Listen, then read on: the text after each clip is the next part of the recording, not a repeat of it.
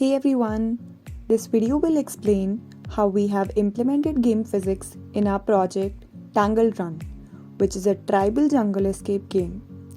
The main idea behind our game is that the player has lost his map and he has to find a way out of the jungle, overcoming the obstacles in his way.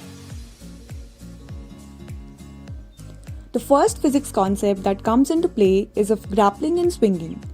It is a mixture of two concepts that are rotational motion and tension. To make the game a bit challenging for the player, we have designed large pits in the game.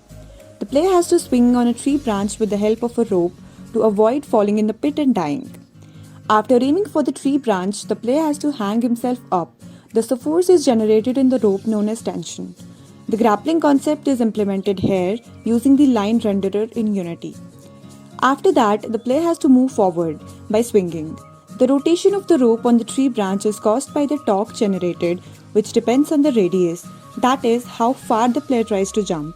Force, that is, how much force is applied to go on the other side, which is already scripted and constant in our game.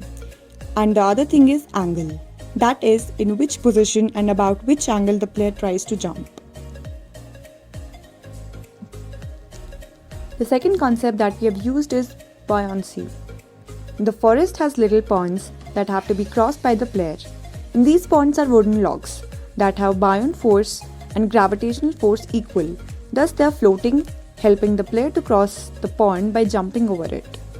If the player continuously jumps on the board, it tends to sink as more volume of water is displaced by the wooden log, thus the buoyant force increases.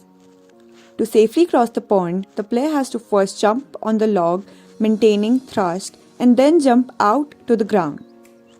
We have used different scripts to control the water waves, and the buoyant force.